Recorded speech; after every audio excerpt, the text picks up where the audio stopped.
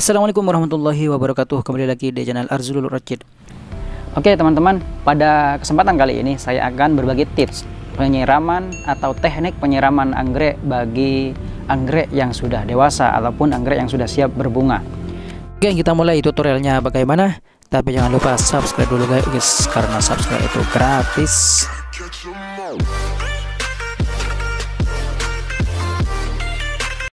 Oke teman-teman, kita mulai penyiramannya ya. Namun sebelumnya yang perlu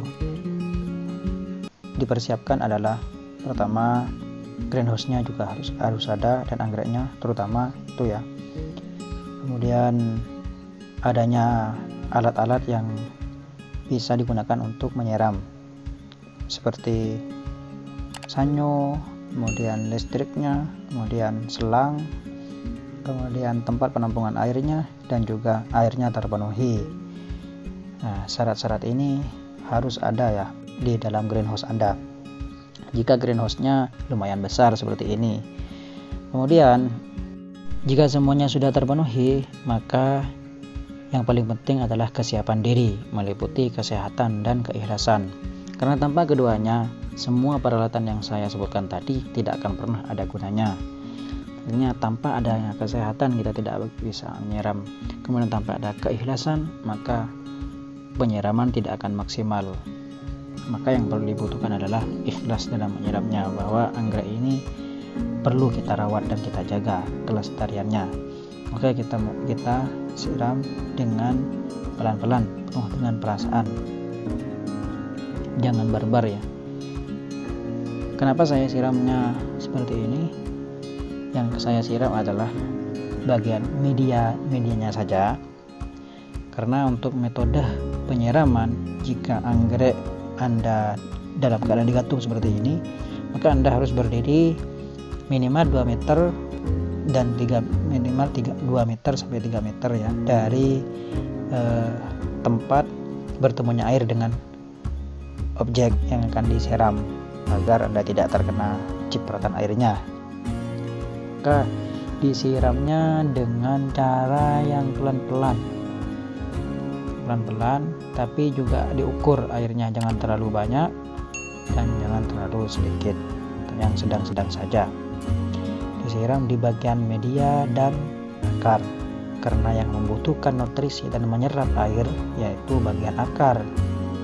Penyiraman terhadap media dan akar dilakukan apabila kita tidak dalam keadaan memupuk anggrek dengan jenis pupuk yang terdapat unsur NPK seperti Gaviota, Gromor, Mamigro atau sejenisnya, ataupun kita tidak sedang memberikan obat insektisida terhadap daun dan batang, tapi kita sedang menyiram dengan penyiraman hanya dengan air saja tanpa adanya pupuk, ataupun kita menyiram dengan menggunakan pupuk B1 yang mempunyai manfaat pada bagian akar dan penumbuh tunas. Jadi penyiraman ke bagian akar dan medianya itu untuk pemupukan menggunakan B1, yang bisa juga dicampur dengan obat seperti insektisida ataupun fungisida agar tidak terkena jamur. Maka dengan fungisida, apabila Anda ingin anggrek Anda segar tanpa adanya penyakit dari hewan ataupun yang lainnya, bisa menggunakan insektisida. Ini adalah metode penyiraman jika posisi anggrek tidak dalam keadaan digantung seperti ini. Maka yang kita siram, kita lewati daunnya, tapi yang kita siram adalah bagian sedikit batang bawah dan juga bagian media dan akarnya.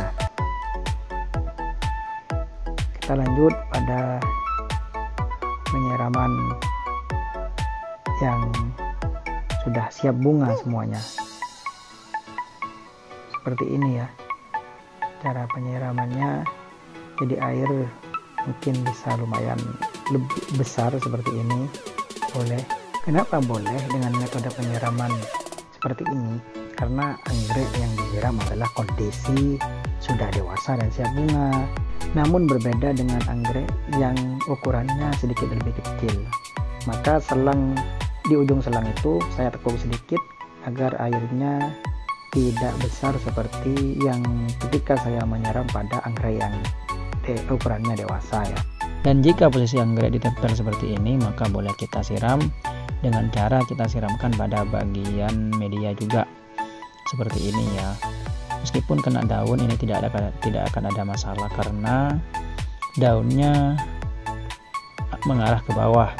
Kalau daunnya mengarah ke atas kemudian kita siram dari atas, maka akan berbahaya, bisa mengakibatkan ujung dari anggrek itu busuk karena ada air yang mengendap di sana, sehingga dibutuhkan penyiraman pada bagian akar. Untuk meminimalisir terbuangnya air, maka kita menyiramnya, siram kemudian langsung pindah ke satunya, kemudian kita siram lagi agar air tercukupi dan tidak terbuang sia-sia.